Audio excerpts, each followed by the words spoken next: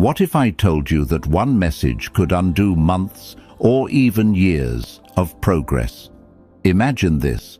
You're finally feeling like yourself again. You've moved on, grown stronger, and built a life that doesn't revolve around the past.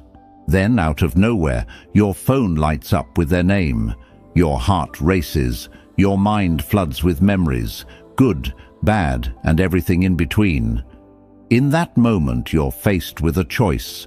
Do you let them back in, or do you protect the peace you fought so hard to create? This isn't just about an ex reaching out.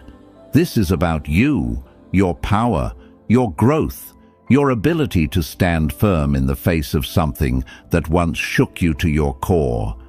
Because let's be real, when someone from your past resurfaces, it's not just a message, it's a test of your boundaries, your self-respect, and your emotional resilience.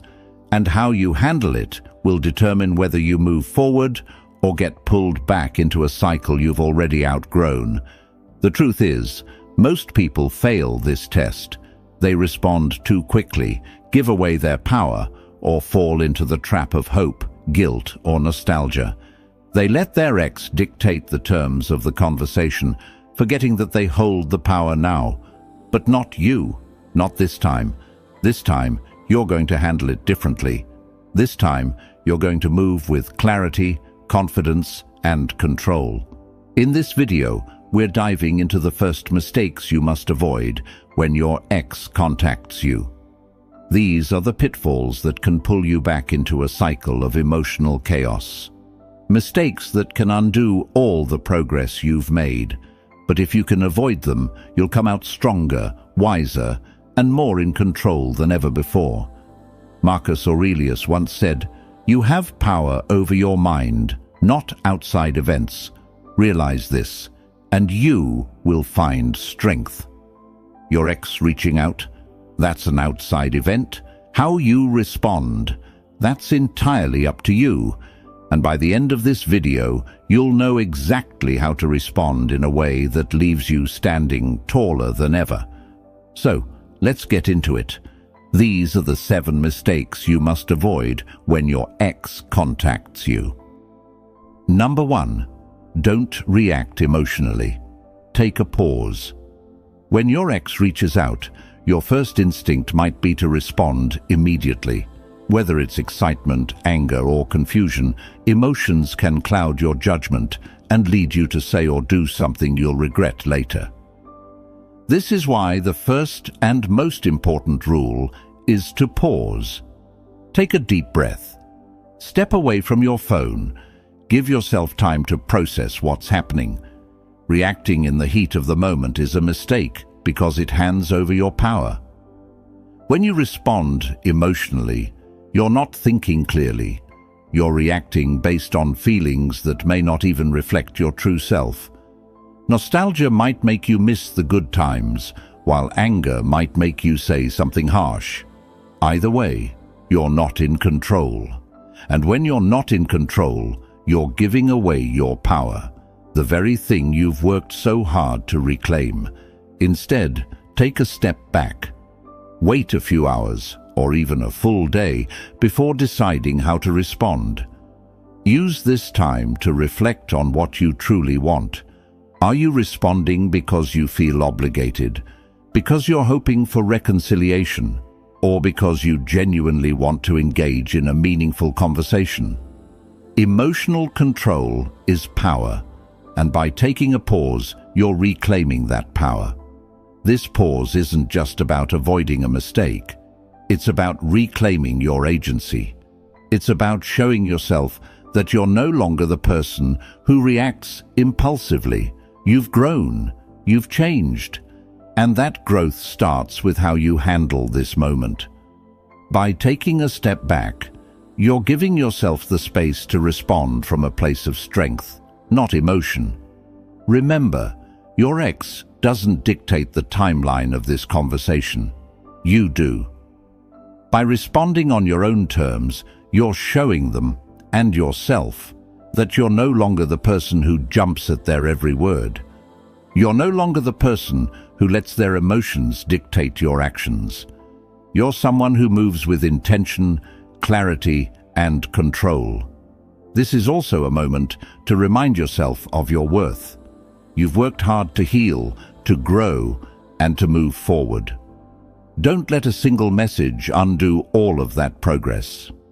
Take the time to center yourself, to remember who you are, and to respond in a way that aligns with the person you've become. And here's an affirmation to carry with you. I am in control of my emotions, and I respond from a place of strength, not impulse.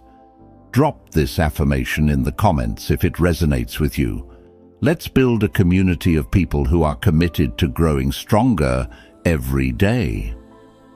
By taking a pause, you're not just avoiding a mistake. You're setting the tone for how this interaction will go. You're showing your ex that you're no longer the person they once knew. You're someone who values their peace, their growth, and their power. And that's a message worth sending. Number 2. Don't assume their intentions are pure. When your ex reaches out, it's easy to assume they've had a change of heart. Maybe they miss you. Maybe they've realized what they've lost. Maybe they've finally seen the light and want to make things right. But here's the hard truth. Not every ex reaches out with pure intentions. Some do it out of loneliness. Some do it to see if they still have access to you. And some do it simply because they're bored or curious. The reality is, their reasons for reaching out may have nothing to do with you, and everything to do with their own needs or insecurities. Words are easy. Anyone can say, I miss you, or I've changed. But actions are what matter. If your ex is serious about reconnecting, their actions will prove it over time. They'll show consistency, accountability, and genuine effort. But if they're just reaching out with empty promises or vague statements, it's a red flag. Maya Angelou once said, "When someone shows you who they are, believe them the first time." If your ex showed you who they were during the relationship, whether it was through inconsistency, disrespect, or emotional unavailability, don't forget that now. People can change, but real change takes time, effort, and consistent action. Pay attention to patterns, not promises. Are they reaching out sporadically only to disappear again? Are they avoiding accountability for past mistakes? Are they just saying what they think you want to hear without backing it up with action? If so, don't fall for it. Protect your peace by keeping your expectations in check. It's not your job to decipher their intentions or give them the benefit of the doubt. Your job is to protect your energy and focus on your own growth. It's also important to remember that you don't owe them anything. Just because they've reached out doesn't mean you have to respond or engage. If their intentions feel unclear or self-serving, it's okay to keep your distance. You don't have to let them back into your life just because they've decided to reappear.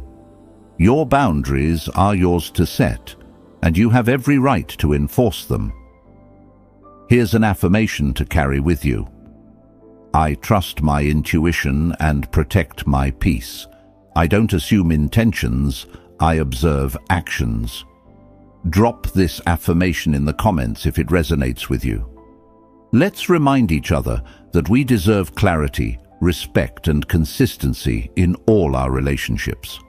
By not assuming their intentions are pure, you're protecting yourself from potential disappointment and emotional setbacks. You're also sending a powerful message that you value yourself too much to settle for anything less than genuine effort and respect. If your ex is serious about reconnecting, they'll show it through their actions. And if they're not, well, that's their loss, not yours. Remember, you've worked too hard to let someone else's mixed signals or unclear intentions disrupt your peace. Keep your focus on what you can control, your boundaries, your growth, and your self-respect. The rest will take care of itself. Number 3. Don't immediately offer forgiveness or closure. Forgiveness is a gift, but it's one you give on your terms, not theirs. It's not something to be rushed or handed out simply because someone asks for it. If your ex is reaching out to clear their conscience, that's not your responsibility. If they want closure, but you're still healing, you don't have to provide it. Closure is something you create for yourself, not something they hand to you, and most importantly, you owe them nothing. Your priority is your own healing and growth, not their need for absolution. When an ex reaches out, it's easy to feel pressured to offer forgiveness or closure, especially if they seem sincere or vulnerable. But here's the thing: forgiveness and closure are deeply personal processes. They can't be rushed, and they certainly shouldn't be given just because someone else is asking for them.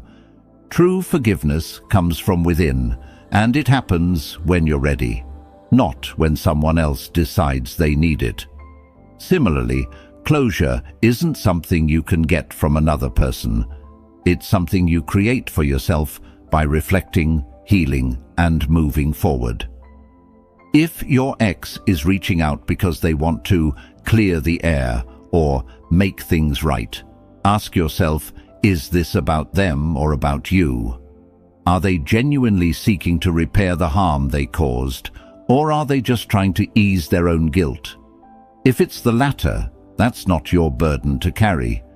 You don't have to forgive someone just because they're ready to be forgiven, and you don't have to provide closure just because they're asking for it. Your healing journey is yours alone, and it doesn't have to align with their timeline. It's also important to recognize that forgiveness doesn't mean reconciliation. You can forgive someone without letting them back into your life. Forgiveness is about releasing the hold that anger, resentment, or pain has on you. It's not about giving someone a free pass to re-enter your world. Similarly, closure doesn't require a conversation with your ex. It's about finding peace within yourself, regardless of what they say or do. If your ex is truly sorry, they'll understand that forgiveness and closure take time, and they'll respect your boundaries. They won't pressure you or make you feel guilty for needing space. They'll recognize that their actions have consequences and that healing is a process, not a one-time event. If they're not willing to give you the time and space you need, that's a clear sign that their intentions aren't as pure as they claim. By not immediately offering forgiveness or closure, you're protecting your emotional well-being and honoring your own healing process. You're also sending a powerful message that you value yourself too much to rush your growth for someone else's benefit. Forgiveness and closure are gifts you give yourself, and they happen when you're ready, not when someone else decides it's time. Remember, you've come too far to let someone else's guilt or need for closure derail your progress. Keep your focus on what truly matters: your peace, your growth, and your future. The rest will fall into place when the time is right.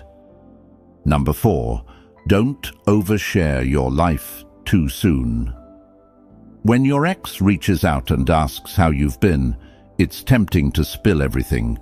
You might feel the urge to show them how well you're doing, prove that you've moved on, or even subtly let them know they've lost someone amazing. But here's the thing: oversharing gives them power. It lets them back into your world in a way that can disrupt your peace and reopen old wounds. The moment you start sharing too much, you're no longer in control of the narrative. They are. Oversharing is a common mistake because it often comes from a place of wanting validation. You might want them to see how much you've grown, how happy you are without them, or how successful you've become. But here's the hard truth: if they didn't value you during the relationship, they're unlikely to truly value you now. Sharing too much too soon can also make you vulnerable. It gives them insight into your life, your emotions, and your current state of mind. information they can use to manipulate or influence you, whether intentionally or not. Instead, keep your responses light and detached. If they ask how you've been, a simple, "I'm doing well, thanks," is enough.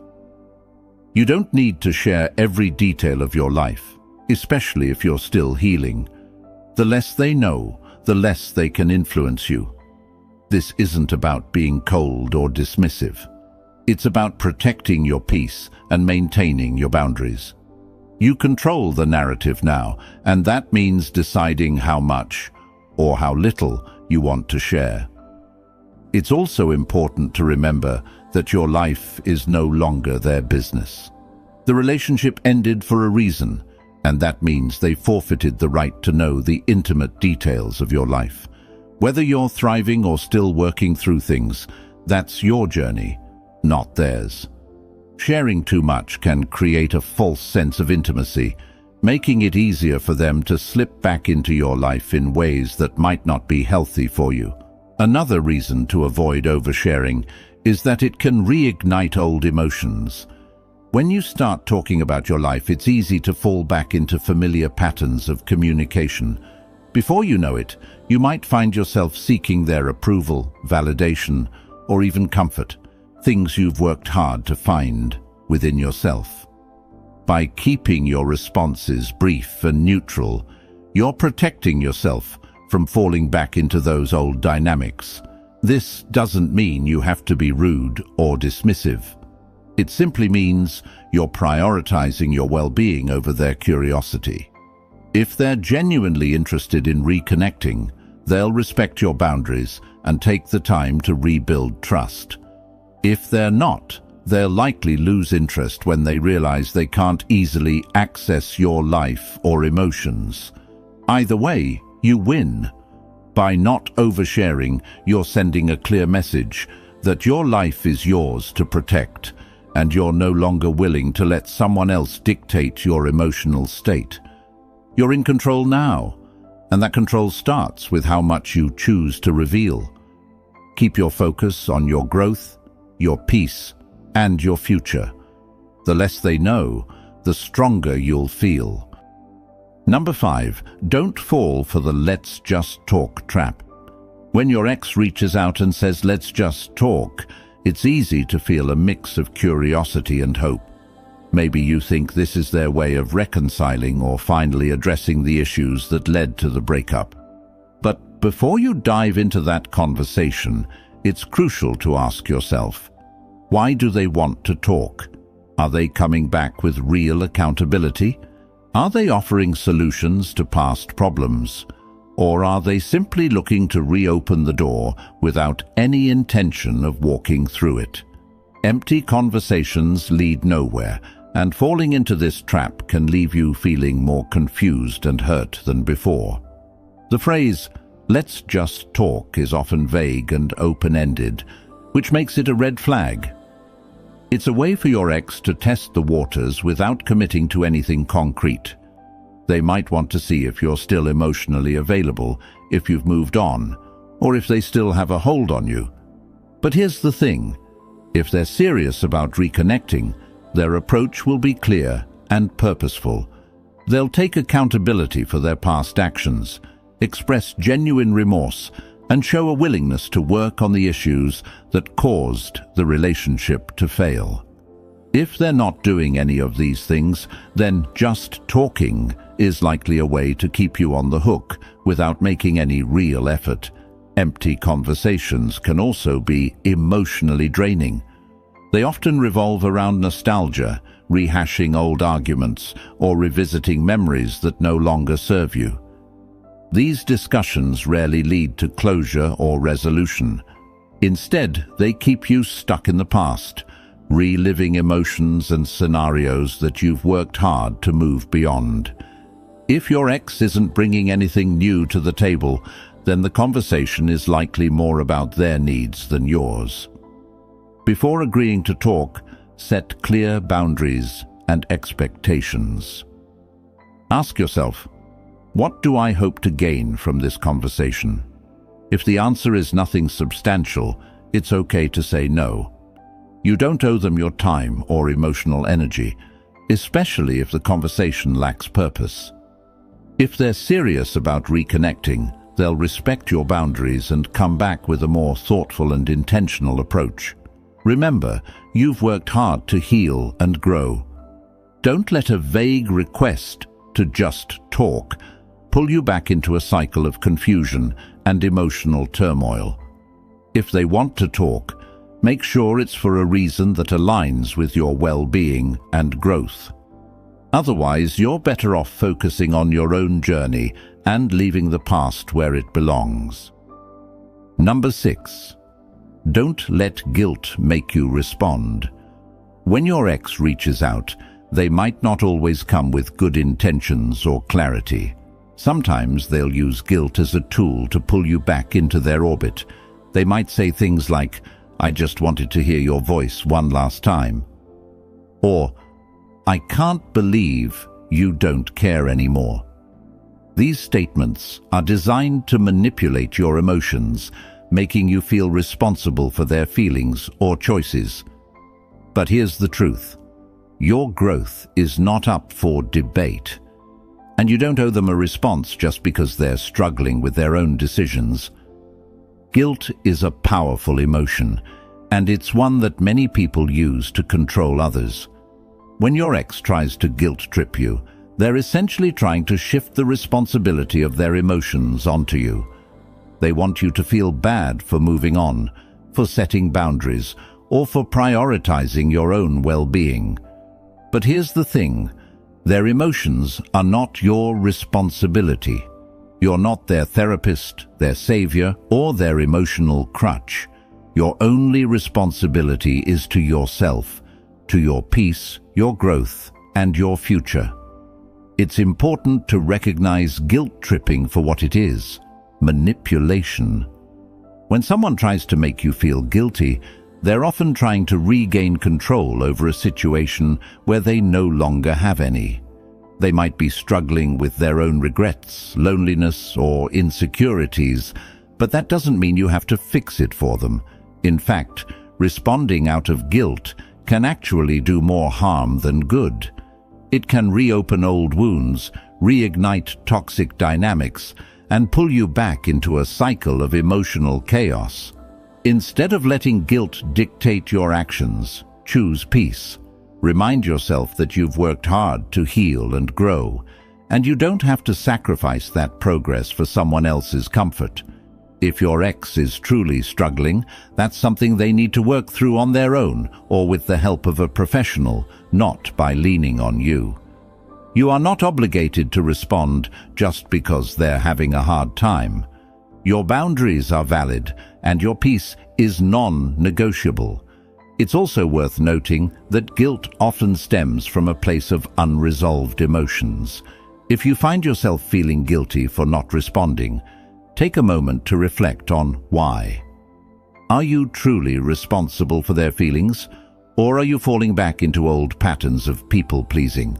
Remember, you can care about someone's well-being without taking on their emotional baggage. You can wish them the best without sacrificing your own peace. By choosing not to let guilt make you respond, you're reclaiming your power. You're showing yourself and your ex that your boundaries are firm and your priorities are clear. You're no longer willing to let someone else's emotions dictate your actions. And that's a powerful step forward in your journey of growth and self-respect. Number 7. Don't let this distract you from your growth. When your ex reaches out, it can feel like a seismic shift in your world. Suddenly, all the progress you've made, the healing, the growth, the forward momentum, feels like it's hanging in the balance. But here's the truth. Their message doesn't have to derail you. You've worked too hard to let a simple text or call throw you off track. This moment is a test of your resilience, your boundaries, and your commitment to your own growth. And the way you handle it will determine whether you continue moving forward or get pulled back into the past. The first thing to ask yourself is their return adding to my life or disrupting it? If their message brings clarity, accountability, and a genuine desire to make amends, then it might be worth engaging on your terms. But if their return feels like a distraction, a disruption, or a step backward, then it's time to refocus on what truly matters. You. Your growth, your peace, and your future are too important to sacrifice for someone who may not have your best interests at heart. It's easy to get caught up in the what-ifs when an ex reappears. What if they've changed? What if this is our second chance? What if I miss out on something meaningful? But here's the thing, you're not the same person you were when the relationship ended. You've grown, you've learned, you've built a life that doesn't revolve around them, and that's something worth protecting. Don't let their return make you forget how far you've come, or how much you've accomplished on your own. One of the biggest mistakes people make is allowing an ex's return to become the center of their attention.